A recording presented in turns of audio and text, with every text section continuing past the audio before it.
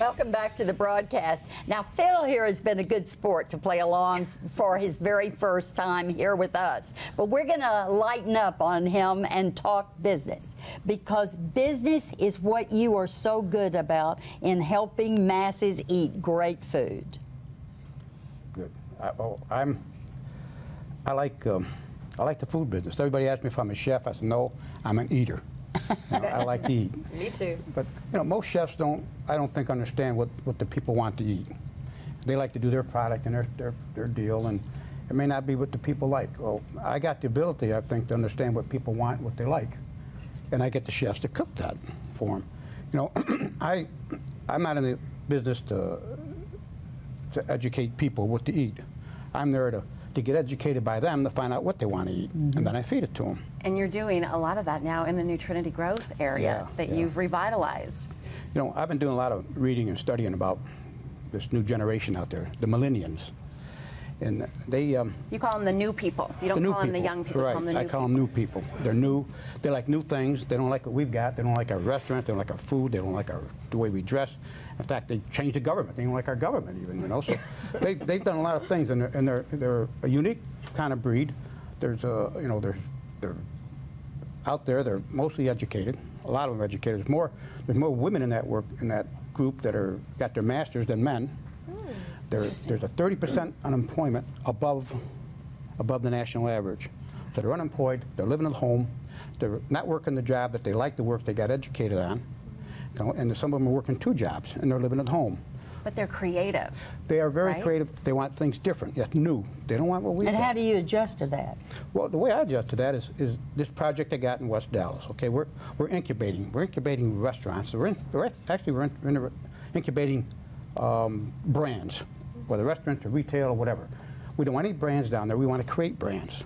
Okay, so we're creating brands for these new people, because that's going to be our market. That's going to be our consuming market. Okay, we got to understand what they want, and we got to give that to them. So, are you bringing different restaurants and chefs together and letting them? Are you kind of mentoring them on setting up their business and trying new things? Yeah, we got these young people that want to control their own destiny, own their own business. Okay. So they come in and they present their idea, their concept to us. We got a little committee together. Oh, I love this. Is the greatest part. Yes. They present it to us, and we taste their food 2 or 3 times. We taste their food. We look at their concept. We get them with our designers and what it's going to look like. We learn all we could learn about it, their business plan, and then we'll tell them, well, you could come in. We'll give you a slot. Okay, and they'll say, okay, but I don't have any money. Well, we got an entrepreneurial fund that we put together of individuals and companies that come together, and we'll invest in these people. But we invest in them, we'll own 50% of their idea. Sure. Oh, okay? wait. So this is like Shark Tank. How do you get 50%? How do you get 50% of their idea? You own half, they own half. That's right. But we put the money in. They come in and they can own 50% of it without putting any money in, just hard work and making their idea work. Now, if it doesn't work, then they're gone. And we replace them with somebody else, because the fund will own the CapEx on the place, all the equipment, everything. So we'll be just getting people that want to control their own business, control their own destiny, and come in there. You realize that every brand out there, no matter what it is, Bed Bath & Beyond, anything that's out there, had to have its first location.